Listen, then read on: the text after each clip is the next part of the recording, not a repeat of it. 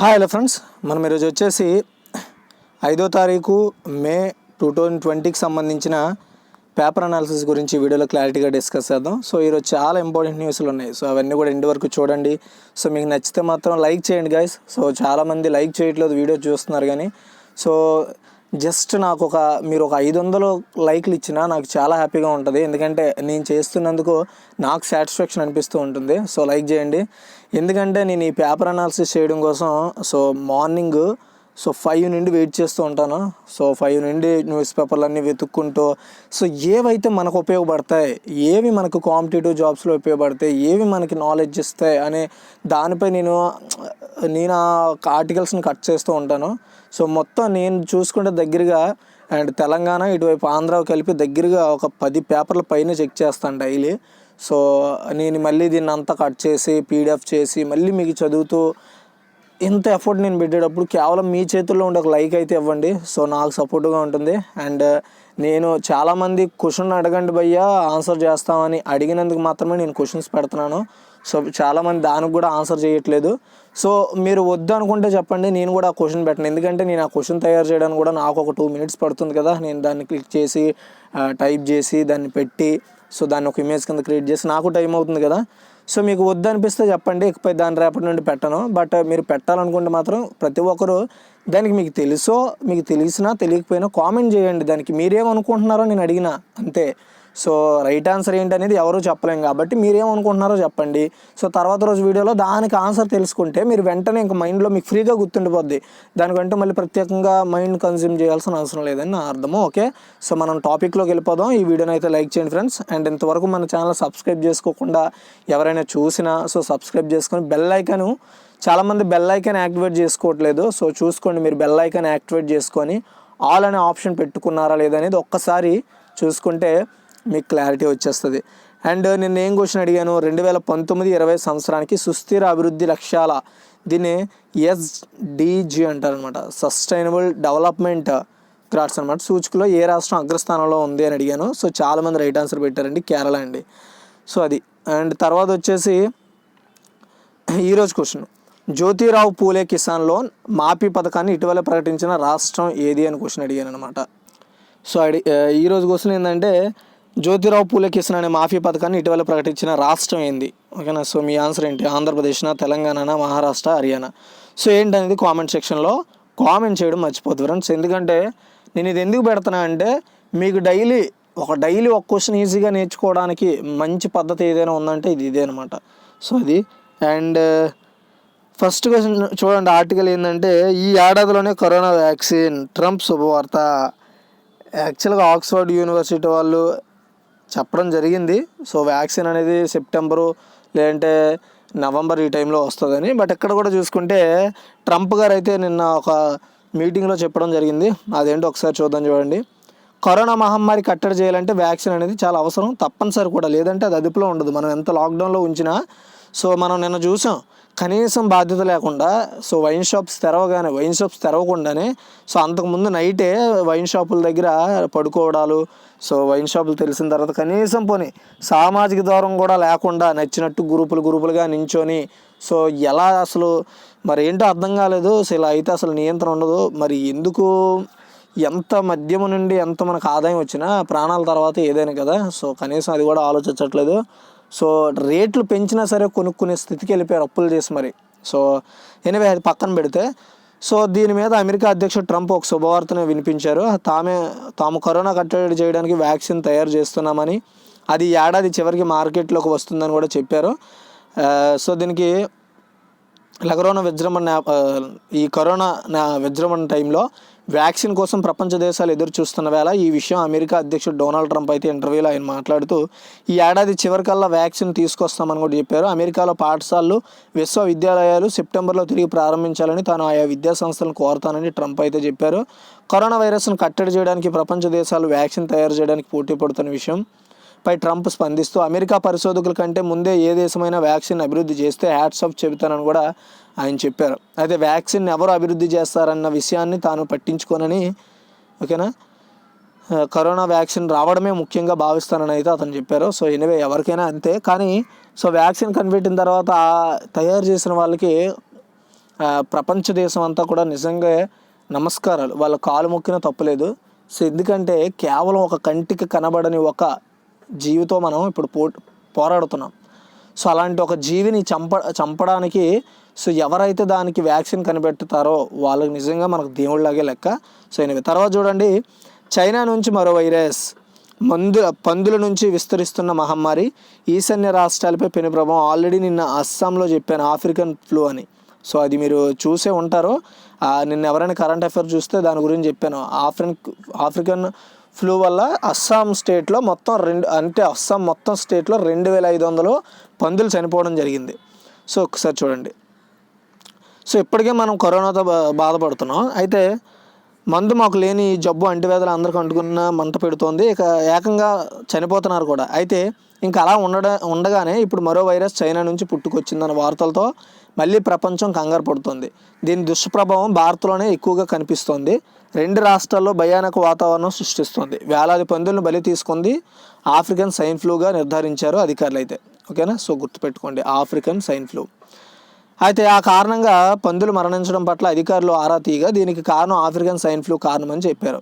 భారత్తో సరిహద్దులు పంచుకుంటున్న ప్రావిన్స్లో పుట్టుకొచ్చిన ఈ ఫ్లూ మన దేశంలో 2 రాష్ట్రాల్లో విస్తరించింది. అయితే ఈ ఆఫ్రికన్ స్వైన్ ఫ్లూ తీవ్రత ఈశాన్య రాష్ట్రాలైన అరుణాచల్ ప్రదేశ్, అస్సాంలపై తీవ్రంగా పడింది. ఒక్క అస్సాంలోనే 2500కు పైగా పందులు చనిపోయి 306 గ్రామాల్లో 2500కు పైగా పందులు మరణించినట్లు అస్సాం గవర్నమెంట్ అఫీషియల్గానే ప్రకటించింది.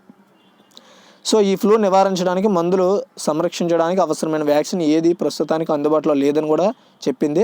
అయితే ప్రస్తుతం అస్సాంలో 30 లక్షలకు పైగా పందులు ఉన్నట్లు అంచనా. సో ఈ ఫ్లూ విస్తరించడం అంటూ జరిగితే వాటి మనుగడ కష్టమైపోతుంది, ఆందోళన కూడా వ్యక్తం చేస్తున్నారు. అయితే చైనా నుంచి అరుణాచల్ ప్రదేశ్కు ఈ వైరస్ విస్తరించి ఉంటుందనే అనుమానాలు అస్సాం ప్రభుత్వం అయితే ప్రజెంట్ వ్యక్తం చేస్తుంది. ఓకేనా, సో ఇది ఎక్కడ పుట్టి ఉంటుందని చెప్తున్నారండి.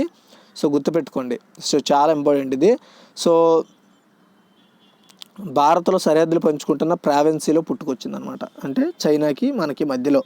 సో ఫస్ట్ అరుణాచల్ ప్రదేశ్ నుండి అస్సాంకి స్ప్రెడ్ అవుతుందని చెప్పారు. అయితే అరుణాచల్ ప్రదేశ్లో ఇంకా ఎలాంటి ఐడెంటిఫికేషన్ కానీ ఎలాంటి అఫీషియల్ అయితే చెప్పలేదు. బట్ అస్సాం గవర్నమెంట్ అయితే అఫీషియల్గా చెప్పేసింది, మేము 2500 పందులను అయితే కోల్పోయి మా రాష్ట్రంలోనే అఫీషియల్గా అనౌన్స్ చేయడం కూడా జరిగింది. మొత్తం 306 గ్రామాల్లో 2500కు పైగా పందులు మరణించినట్లు అస్సాం గవర్నమెంట్ అయితే చెప్పడం జరిగింది. అయితే అస్సాం రాష్ట్రం మొత్తంలో 30 లక్షల పైగానే పందులు అయితే ఉన్నాయంట. అయితే అరుణాచల్ ప్రదేశ్ చైనా సరిహద్దులను ఆనుకొని ఉన్న విషయం మనకు తెలుసు. చైనాలోని గిజాంగ్ ప్రావిన్సీలో సరిహద్దులను పంచుకుంటోంది ఈ అరుణాచల్ ప్రదేశ్. గుర్తుపెట్టుకోండి, చైనాలోని గిజాంగ్ ప్రావిన్సీతో సరిహద్దులు పంచుకుంటున్న రాష్ట్రం ఏంది మన ఇండియాలో అంటే అరుణాచల్ ప్రదేశ్ అనమాట. సో గుర్తుపెట్టుకోండి. అయితే గత ఏడాది ఏప్రిల్ అంటే 2019 ఏప్రిల్లో తొలిసారిగా ఈ ఆఫ్రికన్ స్వైన్ ఫ్లూ వెలుగు చూశారనమాట. అప్పట్లో ఇది గుర్తించారు. అక్కడి నుంచి వైరస్ విస్తరించి ఉంటుందని అస్సాం ప్రభుత్వం అంచనా వేస్తుంది.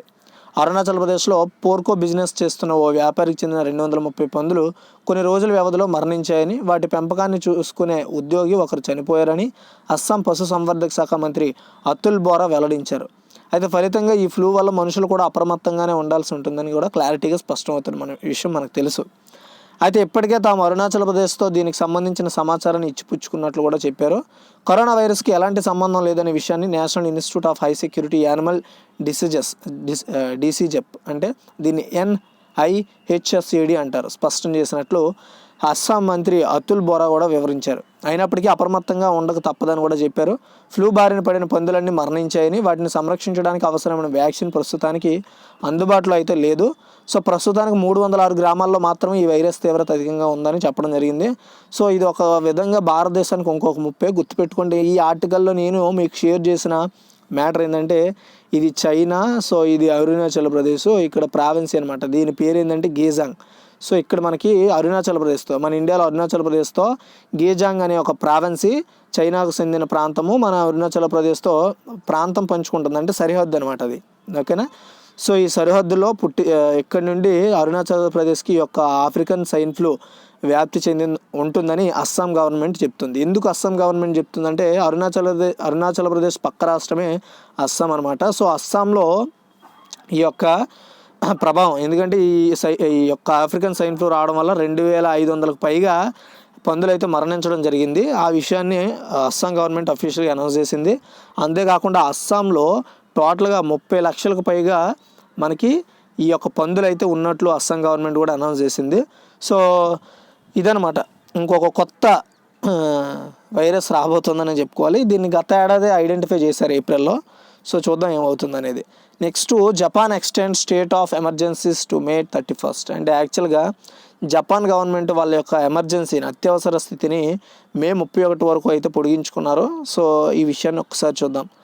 Japan prime minister Shinzo Abe, గుర్తుపెట్టుకోండి, షింజో అబే ఎవరండి? Prime minister of Japan country. On Monday extended A national wide state of emergency అనమాట. అంటే దేశవ్యాప్తంగా వాళ్ళు ఎమర్జెన్సీని ప్రకటించుకున్నారు, అది కూడా May 31 వరకు.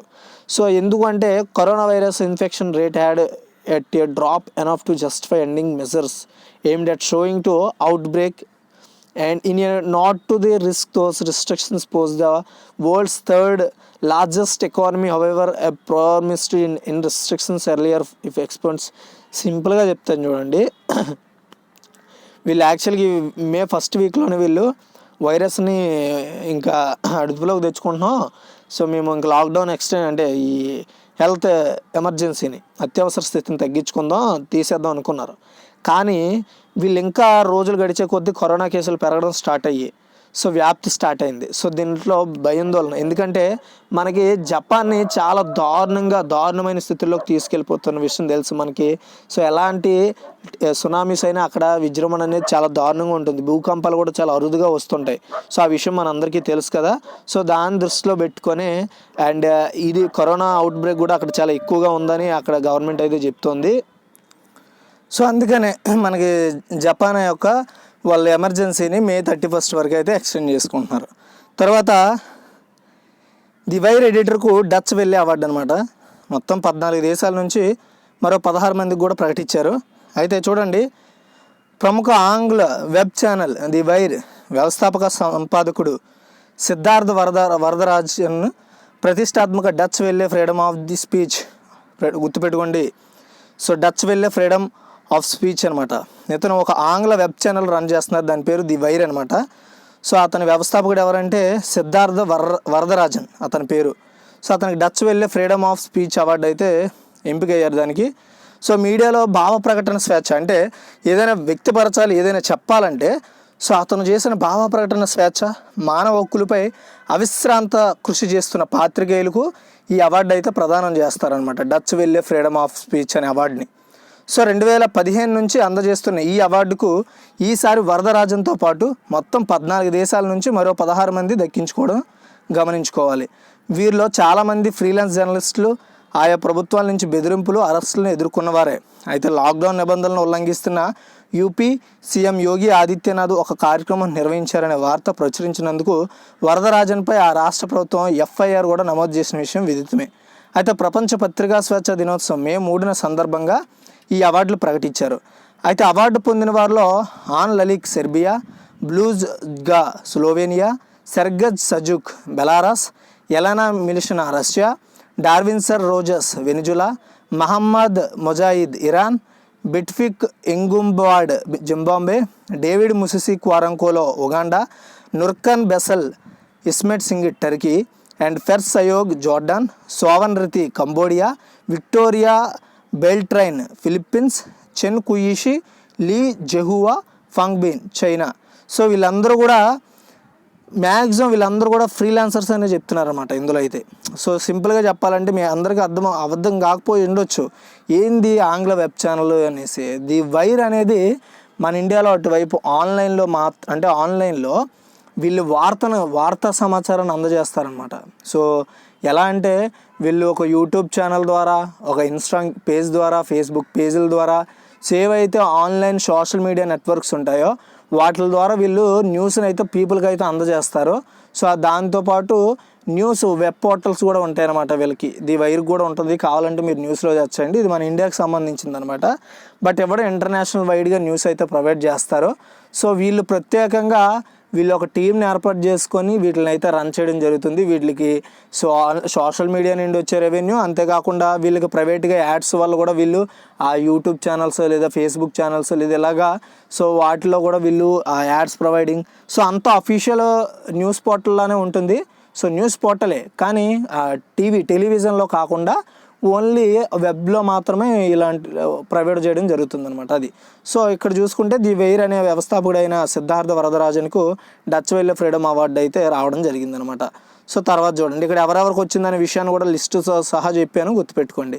సో తర్వాత పర్యాటక రంగానికి 5 లక్షల కోట్లు నష్టం. సో ఇదేంటో ఒకసారి చూద్దాం, చాలా ఇంపార్టెంట్ సబ్జెక్ట్ ఇది. కరోనాతో పడికేసిన పర్యాటకం, డొక్కలెండిన ఆతిథ్య రంగం, 5.53 లక్షల హోటళ్ళు మూతపడ్డాయి, 3 లక్షల మంది ఉపాధి గల్లంతయిందంట. సో అదేంటో ఒకసారి చూద్దాం. సో మనందరికీ తెలుసు, ఎప్పుడైతే మనకి కరోనా ఎఫెక్ట్ తగిలిందో అప్పటి నుండి సినిమా హాల్స్, హోటల్స్ అన్నీ కూడా క్లోజ్ చేశారు. సో అయితే 5 లక్షల కోట్ల మేర పర్యాటక రంగం అయితే ప్రజెంట్ నష్టపోయింది. ఎందుకంటే సో హోటల్స్ ఎందుకు నష్టపోతాయి, సో ఎందుకు పర్యాటక రంగం పడిపోద్ది అంటే, ఇప్పుడు ఎవరైనా అమెరికా నుండి ఒక వ్యక్తి వచ్చాడు, అతను ఢిల్లీలో దిగాడు, ఆగ్రా చూడాలనుకుంటాడు, ఆ దగ్గరుండే మంచి మంచి ప్రదేశాలు ఏముంటాయి అవన్నీ చూడాలనుకుంటాడు కదా. సో అతను అక్కడ స్టే చేయడానికి ఆ పర్యాటక రంగానికి ఎంతో కొంత ఖర్చు అవుతుంది. సో ఆ ఖర్చు అంతా కూడా గవర్నమెంట్లోకే వస్తుంది కదా. ఇప్పుడు హోటల్స్లో ఉండాలన్నా హోటల్స్ నుండి రాబట్టి జిఎస్టీ కూడా మనకు వస్తుంది. తర్వాత ఏదైనా పర్యాటక రంగానికి వెళ్ళేటప్పుడు ఆ ప్లేస్లోకి వెళ్ళాలంటే మినిమం ఛార్జెస్ ఉంటాయి, ఆ ఛార్జెస్ పే చేయాలి. సో ట్రాన్స్పోర్ట్ ఏదో విధంగా విదేశీ పర్యాటకులు రావడం వల్ల వాళ్ళు డాలర్ని ఖర్చు పెట్టడం వల్ల ఇక్కడ మన రూపాయికి వాల్యూ పెరుగుతుంది అనమాట. సో ఆ విధంగా అలా 5 లక్షల కోట్లు పర్యాటక రంగం అయితే నష్టపోయిందని ఈజీగా చెప్తోంది. అయితే ఈ రంగంపై ప్రత్యక్షంగా పరోక్షంగా ఆధారపడ్డ సుమారు 5 కోట్ల మంది ఉద్యోగ ఉపాధికి ముప్పు వాటిల్లిందని చెప్తున్నారు. ఇక్కడ మనం ఈ యొక్క ప్రత్యక్షం పరోక్షం అనేది మనం ఎక్కువగా ఎక్కడ వింటాము అంటే సోషల్లో వింటాం, ప్రత్యక్షంగా పరోక్షంగా. సో ఆర్థికంగా అంటే ఎకానమికల్లీ మనం వింటాం అనమాట ఈ పదాన్ని. సో ప్రత్యక్షంగా అంటే ఏంటంటే, ఇప్పుడు ఎగ్జాంపుల్ చెప్పాలంటే, సో ఎవరైతే హోటల్ నడుపుతాడో అతను పరోక్ష అనమాట. అంటే మనకు తెలుస్తుంది అతను సో పర్యాటక రంగాన్ని కోసమే దానిపైన ఆధారపడుతున్నాడు, విదేశీలో లేదంటే వేరే ప్రాంతాల్లో వచ్చి అక్కడ స్టే చేస్తున్నారు, అతను పర్యవేక్షంగా పనిచేస్తున్న వ్యక్తి అనమాట. ఓకేనా. సో పరోక్షంగా అంటే ఇప్పుడు ఎలా అంటే, ఎవరైతే ఇప్పుడు మీకు చూడొచ్చు, మీరు రైల్వే స్టేషన్ నుండి బయటికి రాగానే సో కార్ డ్రైవర్ ఒకడు ఉంటాడు, కానీ ఆ కారులోకి జనాలు ఎక్కించడానికి ఇంకొకడు ఉంటాడు అనమాట. సో అదే పరోక్షం అనమాట, అర్థం చేసుకోండి, అదే పరోక్షం అంటే అదే. సో ఇలాగా ఒక దేశవ్యాప్తంగా 53,000కు పైగా వివిధ రకాల స్టార్ హోటళ్ళు అండ్ 5 లక్షలకు పైగా రెస్టారెంట్లు మూతపడ్డాయని federation of Telangana chamber of commerce and industry, దీన్ని FTCCI అంటారు. సో ఈ వర్గాలు వెల్లడించాయి. అయితే వీధుల్లో ఉండే చిన్న చిన్న టిఫిన్ సెంటర్లు, టీ కొట్లపై విక్రయాలు కనిపించకుండా పోయాయి. వీటిని కూడా లెక్కలోకి తీసుకుంటే ఉపాధి కోల్పోయిన వారి సంఖ్య ఇంకా పెరిగే అవకాశం కూడా ఉందని మనందరికీ తెలుసు. సో ఇటువైపు తెలుగు రాష్ట్రాల్లో కూడా పరిస్థితి చాలా దారుణంగా ఉంది. ఎందుకంటే మనం సింపుల్గా చెప్పాలంటే, సో కొన్ని జోన్లు అయితే ఆరెంజ్ జోన్లో, ఈ జోన్లో కొంచెం పర్లేదు, తెలియకుండా విక్రయాలు అయితే కొనసాగిస్తున్నారు. దానివల్ల ఆర్థికంగా ఏదో విధంగా గట్టెక్కుతున్నారు. కానీ రెడ్ జోన్లో కనీసం అక్కడ అసలు నించోడానికే ఛాన్స్ లేకుండా ఉన్నాయన్నమాట. సో కాకపోతే మందుబాబులకి అయితే అసలు ప్రాబ్లమే లేదు. ఇక్కడ ప్రాబ్లం ఎలా తయారైందంటే, మనిషి నష్టపోతాడని తెలిసిన వ్యాపారాన్ని నడుపుతున్నారు గవర్నమెంట్లో, కానీ ఒక మనిషి ఆకలి కడుపు నింపుకోవడానికి నడపాల్సిన టిఫిన్ సెంటర్లు కానీ రెస్టారెంట్లు కానీ మూసివేస్తున్నారు.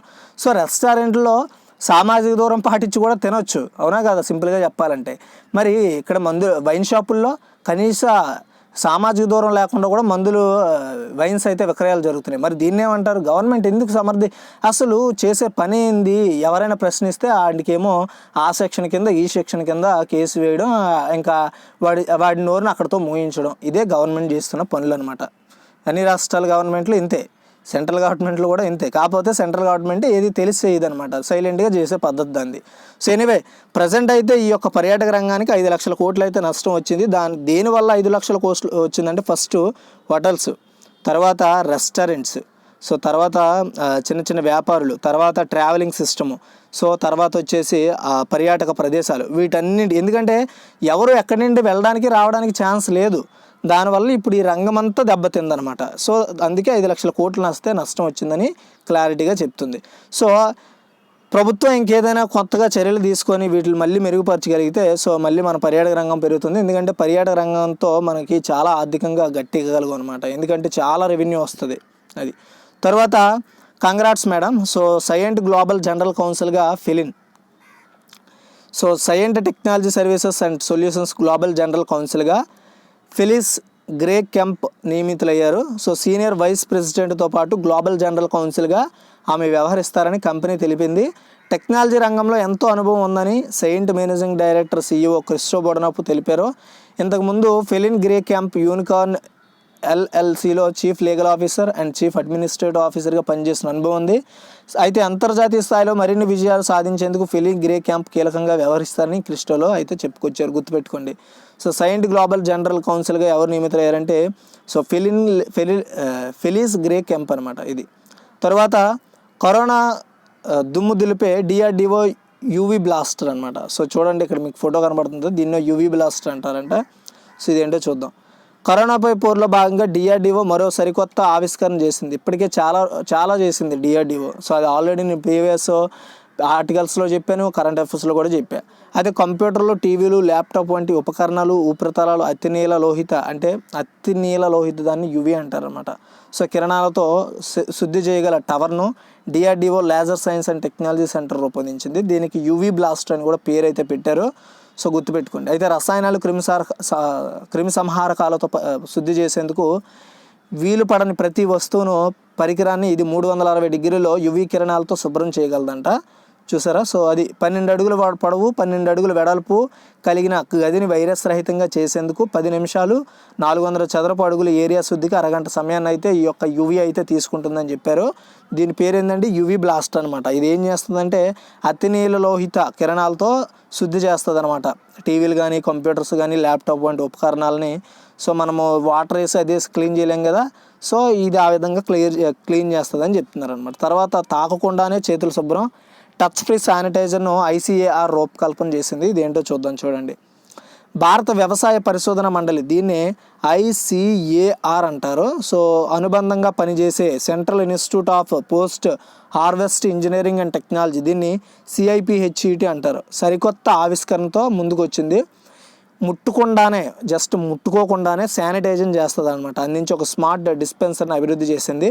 దగ్గరగా చేయని పెట్టగానే ఇందులో ఎలక్ట్రానిక్ సెన్సార్లు, సాఫ్ట్వేర్లు ఉద్దేశితమై స్పెన్సర్స్ మూతలు తెరిచి శానిటైజర్ని విడుదల చేస్తాయి. సో ఇదే తరహాలో మనకు ఆల్రెడీ DRDO కూడా చేసింది. బట్ ఇందులో ఉన్న ప్రత్యేకత ఏంటైతే ఎక్స్ప్లెయిన్ చేయలేదు. సో అలాంటి పరికరం చేసింది అయితే ఫస్ట్ DRDO, తర్వాత ఈ యొక్క central institute of post harvest engineering and technology వాళ్ళు అనమాట. ఇది భారత వ్యవసాయ పరిశోధన మండలి కింద పనిచేస్తుంది. తర్వాత ఫేస్బుక్ బాట్లో సిల్వర్ లేక్ అండి. జియోలో 5,656 కోట్లు అయితే పెట్టుబడి పెట్టనుంది. సో అదేంటో ఒకసారి చూద్దాం. సిల్వర్ లేక్ అనే కంపెనీ ఫేస్బుక్ బాట్లోనే సిల్వర్ లేక్ పార్ట్నర్స్ కూడా జియోలో భారీగా పెట్టుబడులు పెట్టింది. దేశీయ కుబేరుడు ముఖేష్ అంబానీకి చెందిన టెలికాం వెంచర్ జియోలో 40,000 కోట్లకు పైగా పెట్టుబడులు పెట్టిన పక్షం రోజుల్లోనే ప్రపంచంలో అతిపెద్ద టెక్నాలజీ పెట్టుబడి సంస్థ అయిన సిల్వర్ లేక్ కూడా 1.15% వాటా కొనుగోలు చేసింది జియోలో. ఈ ఒప్పందం విలువ 5,655.75 కోట్ల రూపాయలు అనమాట. సిల్వర్ లేక్ చేసుకున్న ఒప్పందం ఈ ఏడాది చివరి నాటికి అప్పులు లేని సంస్థగా రిలయన్స్ ఇండస్ట్రీస్ తీర్చిదిద్దడమే లక్ష్యంగా పెట్టుకున్న ముఖేష్ అంబానీ ఈ నిధులు కొంతమేర ఊరటనివ్వనున్నాయని కూడా తెలుసు. అయితే ప్రస్తుతం జియో ఈక్విటీ విలువ 4.90 లక్షల కోట్లకు గాను ఎంటర్ప్రైజెస్ 5.15 లక్షల కోట్లు లెక్కగట్టింది. జియోలో 20% వరకు వాటాను విక్రయిస్తున్నట్లు ప్రకటించిన ముఖేష్ అంబానీ ఇప్పటికే సగానికి పైగా వాటాను విక్రయించేశారు. దీంట్లో ఫేస్బుక్ వచ్చేసి 10% అంటే 9.99% అనమాట కొనుగోలు చేయగా, ప్రస్తుతం సిల్వర్ లేకు 1.15% వాటాను అయితే కైవసం చేసుకునే విషయం మనకు తెలుస్తుంది. ఓకేనా? సో కరోనా వైరస్తో దేశ ఆర్థిక వ్యవస్థ కుదేలవుతున్న ప్రస్తుత తరుణంలో పలు ఒప్పందాలు కుదుర్చుకోవడం విశేషమని ముఖ్యంగా ప్రపంచ టెక్నాలజీ దిగ్గజాలైన ఫేస్బుక్ సిల్వర్ లేక్తో జతకట్టడం మంచి పరిణామమని రిలయన్స్ ఇండస్ట్రీస్ చైర్మన్ ముఖేష్ అంబానీ సో ఈ విషయాన్ని అయితే చెప్పారు. సిల్వర్ లేక్ సంస్థ భారత్లో పెట్టుబడులు పెట్టడం ఇదే తొలిసారంట. ఇది ఒక ఏంటంటే వీళ్ళు సాఫ్ట్వేర్ లేదంటే టెలికమ్యూనికేషన్స్లో వీళ్ళు పెట్టుబడులు పెడతారని చెప్తున్నారు. అయితే ప్రపంచ టెలికాం రంగంలో అనతి కాలంలో ప్రత్యేక గుర్తింపు పొందిన జియోకు సరైన నాయకత్వం ఉండడం వలన ఇది సాధ్యమైందని సిల్వర్ లేక్ CEO ఎగాన్ డర్బన్ తెలిపారు. మార్చితో ముగిసే నాటికి రిలయన్స్కు 3,36,294 కోట్ల అప్పు ఉండగా ఇదే సమయంలో 1,75,259 కోట్ల నగదు నిల్వలు కూడా ఉన్నాయని చెప్పడం జరిగింది. సో ఎనీవే సింపుల్గా ఏం లేదండి. సో ఆ నెట్వర్క్లో వాటాను కొనుగోలు చేయడం వల్ల ఏంటంటే సో వచ్చిన దాంట్లో వీళ్ళందరూ షేర్లు ఉంటాయి కదా, సో 10% వచ్చేసి జియో కొనుక్కుంటుంది, 1.15% వచ్చేసి సిల్వర్లో ఎక్కువ ఉంటుంది, లాభాలు అనమాట. సో ఇలా అంటే ఇప్పుడు సింపుల్గా చెప్పాలంటే ఒక కంపెనీ ఉందనుకోండి, ఆ కంపెనీలో నాకు కొంత డబ్బు ఉంది, నేను అందులో కొన్ని షేర్స్ కొనగలిగితే సో అందులో నుండి వచ్చే లాభం మనకు కూడా బెనిఫిట్ వస్తుంది అనమాట అది.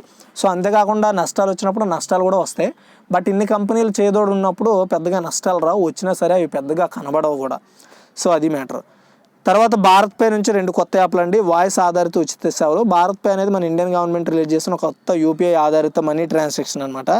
సో ఇప్పుడు దాంట్లో ఇంకొక కొత్త 2 యాప్లు అయితే జత చేయనున్నారు, అదేంటో చూద్దాం. Merchant payment and lending network సంస్థ భారత్ పే సో వాయిస్ ఆధారిత మొబైల్ అప్లికేషన్లను విడుదల చేస్తూ ఉంటుంది. కోవిడ్-19 వైరస్ పరిస్థితులకు అనుగుణంగా తమ ఖాతాదారులకు మెరుగైన సేవలు అందించడమే కోసం నూతన టెక్నాలజీతో 2 యాప్లను అయితే సోమవారం నుంచి అందుబాటులోకి తెచ్చింది. కొనుగోలుదారులు యాప్ ఆధారంగా నగదును చెల్లించిన ప్రతిసారి దుకాణదారులు మొబైల్ని తాకి లావాదేవీ పూర్తయిందా లేదనేది చూడాల్సిన అవసరం లేకుండా చెల్లింపు పూర్తయిన వెంటనే నగదు అందించినట్లు వాయిస్ అలర్ట్ కూడా వస్తుంది. పైసా బోలేగా పేరిట్ అందుబాటులోకి వచ్చిన ఈ యాప్ చెల్లింపులకు సంబంధించిన ప్రతి లావాదేవీకి వాయిస్ ఇస్తూ వైరస్ వ్యాప్తిని అరికట్టడంలో సహకరిస్తుందని సంస్థ CEO సహ వ్యవస్థాపకుడు అస్నీర్ గ్రోవర్ అయితే అన్నారు. మరో యాప్ భారత్ పే బ్యాలెన్స్ రోజువారీ QR కలెక్షన్ సమాచారాన్ని అయితే ఇస్తుందని చెప్పడం జరిగిందనమాట. సో అలా భారత్ పే అనేది ఒక 2 యాప్స్ని అయితే ఇంట్రొడ్యూస్ అయిపోతుంది. అదేంటంటే మనం డబ్బులు చెల్లించిన తర్వాత మనము సో వాయిస్ నోట్ ద్వారా తెలుసుకోవచ్చు ఎంత చేసామో ఎంత కట్ అయింది అనేది. అండ్ నెక్స్ట్ ఇంకో యాప్ ఏంటి అంటే ఏదైతే మనకి షాప్స్లో ఉంటాయి కదా పైసా బోలేగా అనే పేరిట ఇంకొక యాప్ని అయితే డెవలప్ చేస్తున్నారు. సో ఏంటంటే ఈ యాప్ ఇది ఇచ్చే వాయిస్ ఇస్తూ వైరస్ను వ్యాప్తి అరికట్టడంలో అయితే సహకరిస్తుందని చెప్తున్నారు. అండ్ ఆ యొక్క CEO ఎవరు అస్నీర్ గ్రోవర్ అయితే అనడం జరిగింది. మరో యాప్ భారత్ పే బ్యాలెన్స్ రోజువారీ QR కలెక్షన్ సమాచారాన్ని అయితే ఇస్తుందని చెప్తున్నారు. ఇది తర్వాత నిమిషానికి 5,000 2019లో గూగుల్ తొలగించిన తప్పుడు ప్రకటనలు, అదేంటో ఒకసారి చూద్దాం. నిబంధనలు ఉల్లంఘించినందుకు గాను 2019లో మొత్తం 270 కోట్ల తప్పుడు ప్రకటనలు, అంటే నిమిషానికి 5,000 పైచిలికే అని చెప్పుకోవాలన్నమాట. అంటే చూడండి, నిమిషానికి 5,000 రూపాయలు ఖర్చు అయ్యే ఒక ప్రకటనలు అయితే, అంటే వాళ్ళకి లాభాలు వచ్చే ప్రకటనలు అయితే తొలగించినట్టు గూగుల్ అయితే చెప్పడం జరిగింది. అలాగే దాదాపు 10 లక్షల ప్రకటనల కర్తలు అకౌంట్లను సస్పెండ్ చేసినట్లు కూడా చెప్పారు. యూజర్లు తప్పుదోవ పట్టించే ప్రకటనల వలలో పడకుండా చూసేందుకు ఈ చర్యలు అయితే తీసుకున్నట్టు గూగుల్ పేర్కొంది. అయితే కరోనా వైరస్ మహమ్మారి వ్యాప్తితో ఫేస్ మాస్కులు వంటి వాటిని డిమాండ్ పెరిగిన నేపథ్యంలో వీటికి సంబంధించి ఎక్కువగా మోసపూరిత ప్రకటనలు ఉన్నాయని గుర్తించినట్లు గూగుల్ తెలిపింది. కరోనా వైరస్ ప్రబలినప్పటి నుంచి ఈ సంక్షోభంతో లబ్ధి పొందేందుకు ప్రయత్నించే ప్రకటనకర్తలపై ఒక కన్నేసి ఉంచినట్లు కూడా గూగుల్ వివరించింది. అయితే ఇందుకోసం ప్రత్యేక టాస్క్ ఫోర్స్ టీం 24 గంటలు పనిచేసే విధంగా గూగుల్ అయితే తయారు చేయడం కూడా చెప్పిందని చెప్తున్నారు అనమాట. ఇది మ్యాటర్, ఇక్కడి వరకు గుర్తుపెట్టుకుంటే చాలు, ఓకేనా. సో అంటే చూడండి, 2019లో వాళ్ళకి 200 అంటే నిమిషానికి 5,000 రూపాయలు విలువ చేసే యాడ్లను కూడా తొలగించింది. ఏంటంటే అక్కడ వీళ్ళ గైడ్లైన్స్కి ఏవైతే అనుగుణంగా ఉండవో వాటిని అయితే తొలగించడం జరిగిందని చెప్తోంది. సో తర్వాత భారత్ తొలి రౌండ్ ప్రత్యర్థి అమెరికా అనమాట. నేటి నుంచి ఆన్లైన్ సెజన్స్ కప్ అంతర్జాతీయ చెస్ షోని చూడండి. అగ్రశ్రేణి క్రీడాకారులందరూ సభ్యులుగా ఉన్న 6 జట్ల మధ్య నేటి నుంచి ఆన్లైన్లో నేషన్స్ కప్ అంతర్జాతీయ చెస్ టోర్నమెంట్ జరగనుంది. అంతర్జాతీయ చెస్ సమైక్య ఫిడే chess.com ఆధ్వర్యంలో ఈ టోర్నీని అయితే నిర్వహిస్తున్నారు. ర్యాపిడ్ పద్ధతిలో జరిగే ఈ టోర్నీలో భారత్తో పాటు Russia, America, China, Europe, rest of the world జట్లు బరిలో ఉన్నాయి. అయితే భారత్ తరపున విశ్వనాథ్ ఆనంద్, పెంటల హరికృష్ణ, విద్జిత్ గుజరాతీ, అదిబన్ కోనేరు హంపి, ద్రోణవల్లి హారిక ప్రాతినిధ్యం అయితే వహిస్తారు మన ఇండియా నుండి. ఈ యొక్క నేషన్స్ కప్ అంతర్జాతీయ చెస్ టోర్నీ అయితే ఆన్లైన్లో నిర్వహిస్తున్నారు. ఈ మ్యాచ్లో 4 గేమ్లు ఉంటాయి. తొలి రౌండ్లో అమెరికా భారత్తో ఆడుతుంది. ఓపెన్ విభాగంలో 3 మహిళల విభాగంలో ఒకరు గేమ్ ఆడతారు. అయితే డబుల్ రౌండ్ రాబిన్ లీగ్ మ్యాచ్ల తర్వాత తొలి 2 స్థానాల్లో నిలిచిన జట్ల మధ్య సూపర్ ఫైనల్ జరుగుతుంది. అయితే మొత్తం $180,000 అంటే 36 లక్షల ప్రైజ్ మనీతో ఈ టోర్నీని అయితే నిర్వహిస్తున్నారు, గుర్తుపెట్టుకోండి. సో తర్వాత కరోనాపై పోరులో కోహ్లీ రాత్స్ అని అండి. చూడండి, యాక్చువల్గా కరోనా మహమ్మారి కారణంగా తీవ్ర ఇబ్బందులు ఎవరైతే ఎదుర్కొంటున్నారో పేద ప్రజలు, వాళ్ళని ఆదుకోనేందుకు ఏర్పాటైన ఐ ఫర్ ఇండియా అనే ఒక నిధుల సేకరణ కార్యక్రమంలో పాల్గొనడానికి, గుర్తుపెట్టుకోండి, ఐ ఫర్ ఇండియా అనేది నిధుల సేకరణ ప్రోగ్రాం అనమాట. ఇందులో కోహ్లీ, రోహిత్ శర్మ, సానియా మిర్జా ముందుకు వచ్చారు. సో ఆన్లైన్ కాన్సెప్ట్లో సినీ నటులు, సంగీత దర్శకులు, సింగర్స్, క్రీడాకారులు, బిజినెస్ లీడర్లు అందరూ పాలు పంచుకోబోతున్నారు. అయితే ఇంట్లోనే ఉంటూనే కోవిడ్-19 కోసం వీరంతా నిధులు సేకరించనున్నారు. గివ్ ఇండియా పేరిట ఏర్పాటు చేసిన ఈ నిధులు సేకరణ కార్యక్రమాన్ని 2 వారాల క్రితమే మొదలుపెట్టామని అయితే నిర్వాహకులు అయితే చెప్పారు. ఇందులో మెయిన్గా చూసుకుంటే సానియా మిర్జా, కోహ్లీ, రోహిత్ శర్మ వీళ్ళు మెయిన్గా అంటే ప్రచారం చేయడంలో, ఓకేనా, ఐ ఫర్ ఇండియా అనే ప్రచారం చేయడంలో వీళ్ళు ముందుగా ఉంటారు. అంతేకాకుండా దీని యొక్క మెయిన్ అర్థం ఏంటంటే సినీ ఇండస్ట్రీ, దేశంలో ఉన్న సినీ ఇండస్ట్రీ వాళ్ళందరితో వీళ్ళు నిధులు సేకరించడమే ఈ యొక్క ఐ ఫర్ ఇండియా అనే ఒక ప్రోగ్రామ్ మెయిన్ థీమ్ అనమాట. ఇదంతా కూడా కోవిడ్-19కి అడ్డుగా ఇవ్వడానికి, వాటికి ఎదురుగా నిలవడానికి. అయితే ఇప్పుడు మన ఆర్టికల్ వచ్చేసి విశ్వవిద్యాలయాలు వెనుకబాటు. సింపుల్గా చెప్పాలి, విశ్వవిద్యాలయాలు అంటే యూనివర్సిటీ, వెనుకబాటు అంటే వెనక్కి తగ్గాయి, ఎందులో తగ్గాయి, దేనికి, ఏంటనేది మనం ఈ వీడియోలో క్లారిటీగా డిస్కస్ చేద్దాం. ఇది చాలా పెద్ద సబ్జెక్టు, చాలా పెద్ద నాలెడ్జ్ సబ్జెక్ట్ కూడా. దీన్ని మెయిన్గా చూడండి. కోవిడ్ తాకితో మన ఆరోగ్య వ్యవస్థ లోపాలు బట్టబయలయ్యాయి. కరోనాకు మందులు, వ్యాక్సిన్లు కనిపెట్టడానికి ప్రపంచంలో ప్రముఖ విశ్వవిద్యాలయాలు ముమ్మరంగా పనిచేస్తున్న విషయం మనకు తెలుసు.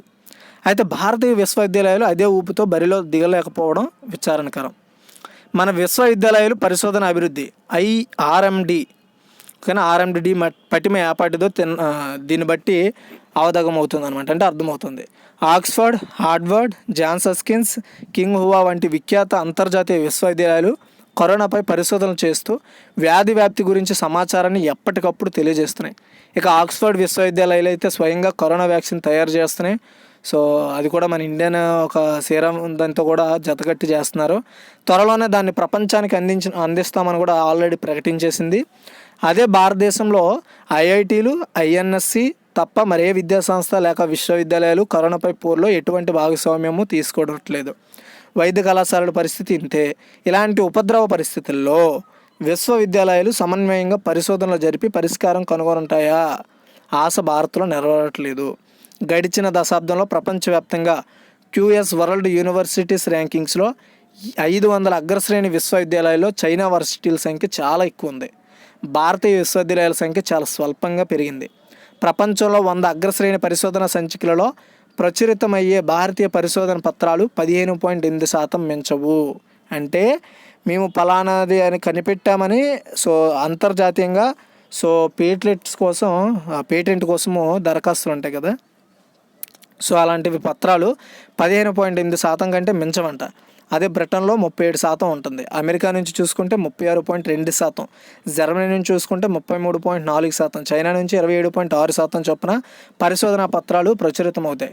అయితే భారతదేశ స్థూల జాతీయోత్పత్తి, దీన్ని GDP అంటాం, దీనిలో కేవలం 1 నుండి 1.3% శాస్త్ర సాంకేతిక పరిశోధన అభివృద్ధి RMDపై ఖర్చు చేస్తున్నందువలనే మన పరిస్థితి ఎంత దిగజారుతనంగా ఉందని చెబుతున్నారనమాట. అంటే పరిశోధన అనేది చాలా ఇంపార్టెంట్. ఎందుకంటే టెక్నాలజీ ఇంప్రూవ్ అవుతుంది.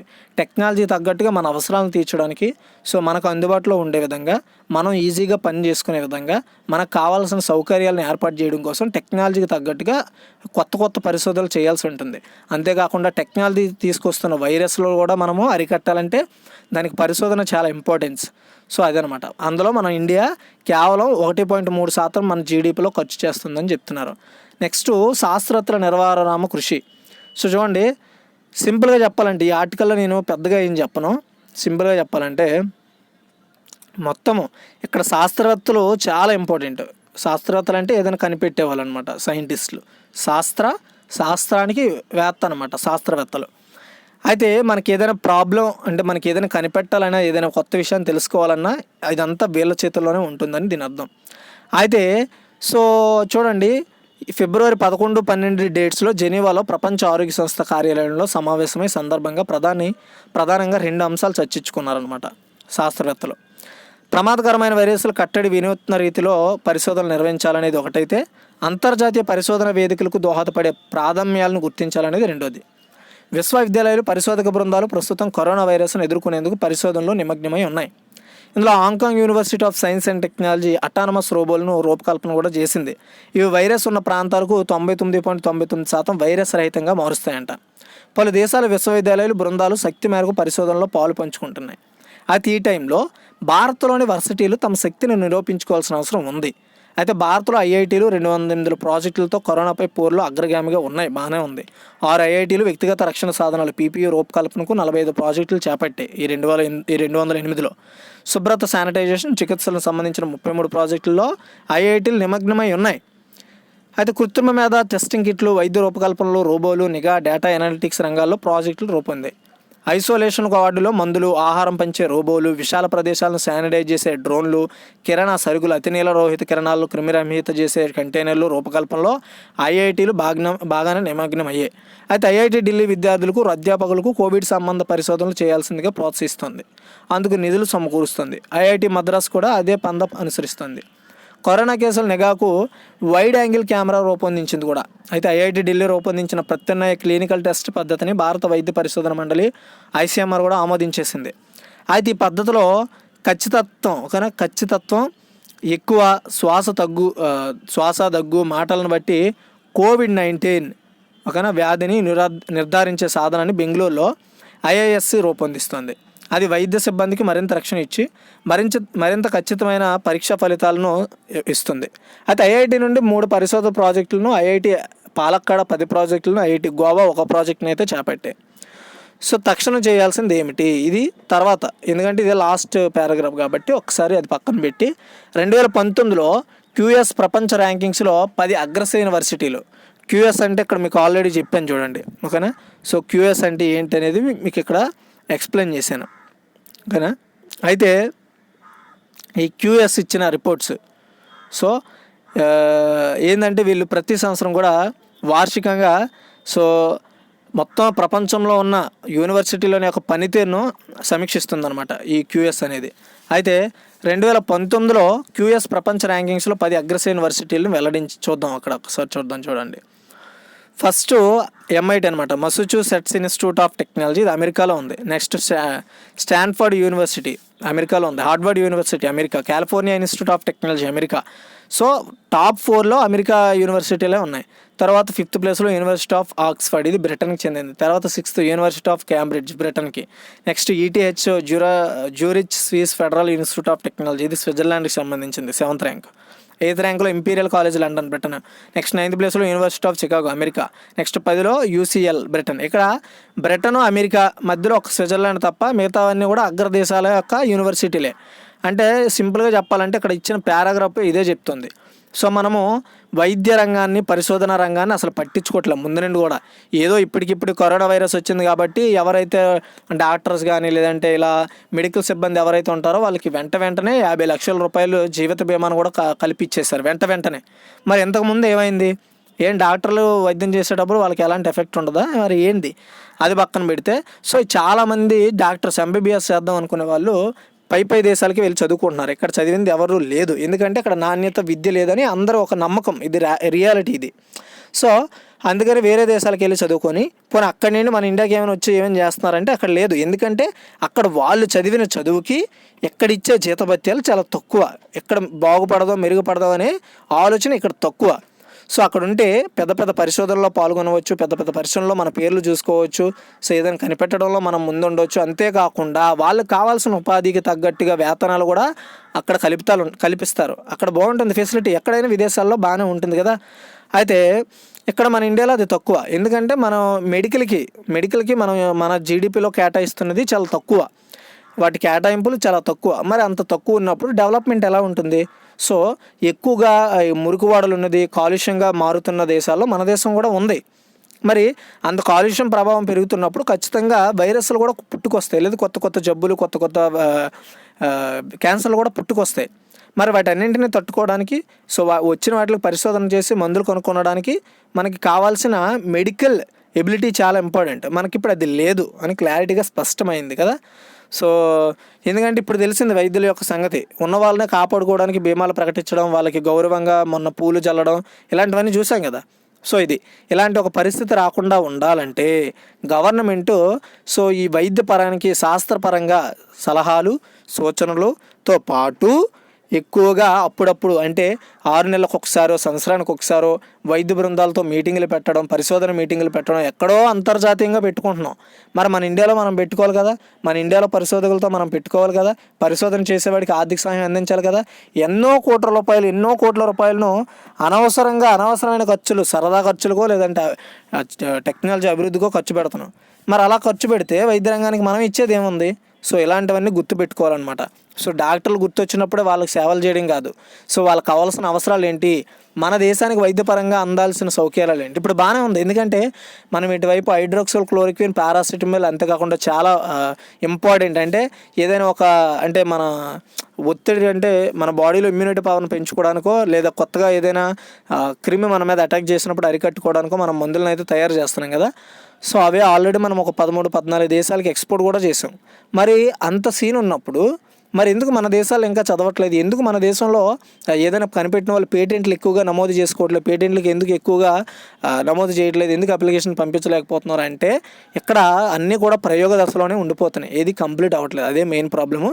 సో ఎనివే ఈ వీడియో మీకు అర్థమై ఉంటుంది. అర్థమైతే మట్టుగా ఈ వీడియోని లైక్ చేయండి. సో ఏదైనా పరిశోధన చేయడానికి యూనివర్సిటీస్ అయినా ఏదైనా సరే పరిశోధన చేయడానికి ముందు ఎకానమికల్లీ చాలా అవసరం అనమాట. అలాంటి ఎకానమికల్లీ సపోర్ట్ లేకపోతే ఏ ఐఐటి అయినా ఏ యూనివర్సిటీ అయినా ఎలాంటి పరిశోధకుడైనా సరే కిందనే ఉండిపోతాడు. బట్ విదేశాల్లో అలా కాదు, ప్రోత్సాహం ఉంటుంది. సో ఇది మెయిన్ నేను చెప్పాలనుకుంది. ఈ వీడియో మీకు నచ్చితే లైక్ చేసి షేర్ చేయండి. Thanks for watching guys, and share చేయండి.